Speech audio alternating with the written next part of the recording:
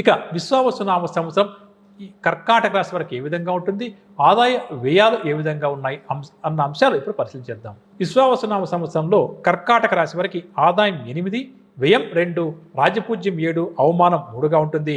ముఖ్యంగా మే 14వ తారీఖు వరకు కర్కాటక రాశి వారికి గురువుడు విశేషమైన యోగకారకుడుగా చెప్పవచ్చు. శని ఎలాగో సంచారం మారింది కాబట్టి శని కూడా యోగకారకుడు. తదుపరి అక్టోబర్ 18 వరకు కొద్దిగా ఖర్చులు, కొన్ని సమస్యలను ఎదుర్కోవాల్సి వస్తుంది.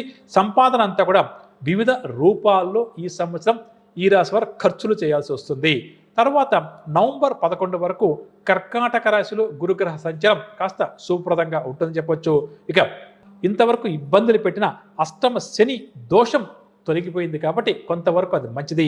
అయినా మే 19 నుంచి వీరికి అష్టమ రాహువు, అదేవిధంగా కుటుంబ స్థానంలో కేతుగ్రహ సంచారం మంచిది కాదు అని చెప్పవచ్చు. ఇక మొత్తానికి ఈ ఏడాది ఈ రాశి వారికి మిశ్రమ ఫలితాలు కనిపిస్తున్నాయి. రాబడి ఉన్న ఖర్చులు కూడా అదే స్థాయిలో ఉంటాయి. చేపట్టిన వ్యవహారాలు ఎంత త్వరగా పూర్తి చేద్దాం అని చెప్పి అనుకున్నాం, అవి నెమ్మదిస్తాయి అని చెప్పొచ్చు. ఎంత కష్టపడ్డా ఫలితం మాత్రం వీరికి ఆశించిన స్థాయిలో కూడా ఉండదు. అదేవిధంగా ఇష్టమైన వ్యక్తుల నుంచి వివిధ విషయాలపై ఒత్తిడి కూడా ఈ సంవత్సరం మీరు ఎక్కువగా ఎదుర్కోవాల్సి వస్తుంది. కుటుంబ పరంగా కూడా కొన్ని సమస్యలు ఎదురవుతాయి.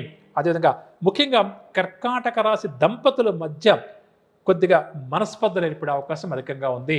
కాబట్టి ఈ విషయాన్ని మన ప్రేక్షకులు వివాహమైన వారు ఇంత జాగ్రత్తగా గమనించి కాపాడుకుంటే అంత మంచిది. ఇక సంతాన పరంగా కూడా ఈ సంవత్సరం ఈ రాశి వారికి కొన్ని ఇబ్బందులు ఏర్పడతాయి.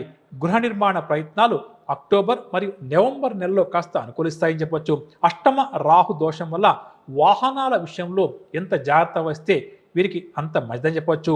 అదేవిధంగా అనవసర మాటలకు, వివాదాలకు కూడా ఈ కర్కాటక రాశి వారు ఈ సంవత్సరం దూరంగా ఉండాలి. ఏదో మాట్లాడకూడని మాటలు మాట్లాడడం, దీనివల్ల సమస్యలు కొని తెచ్చుకుంటారు.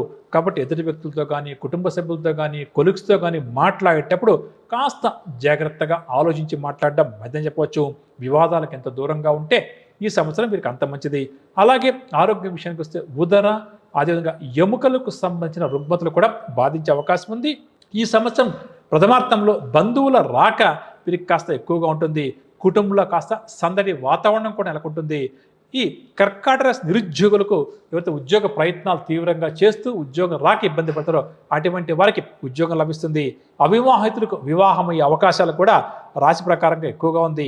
స్థిరాస్తి వివాదాలు ఏమన్నా ఉంటే నేర్పుగా పరిష్కరించుకుంటారు. కోర్టు కేసుల్లో కూడా ఈ సంవత్సరం మీరు విజయాలు సాధిస్తారు. వ్యాపారకుల వారికి మంచి లాభాలు చేతికంతాయి. ఉద్యోగస్తులకు ఆకస్మిక బదిలీలు, స్వల్పంగా ఇంక్రిమెంట్స్ ఉండవచ్చు.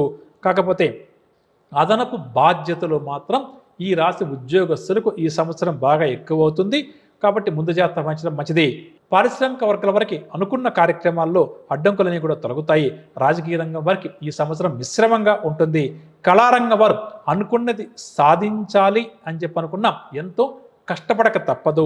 ఇక విద్యార్థులకు ముఖ్యంగా విదేశాలలో ఉన్నత విద్య కోసం చేస్తున్న ప్రయత్నాలు కాస్త నెమ్మదిస్తాయి. వ్యవసాయదారులకు భవిష్యత్తు పట్ల నూతన ఆశలు చిగురిస్తాయని చెప్పవచ్చు. ఇక పరిహార విషయానికి వస్తే ముఖ్యంగా గురువు, రాహువు, కేతువులకు జపం లాంటి కార్యక్రమాలు కానీ, ప్రత్యేకంగా పూజలు కానీ చేయించుకుంటూ ఉండడం చాలా మంచిదని చెప్పవచ్చు.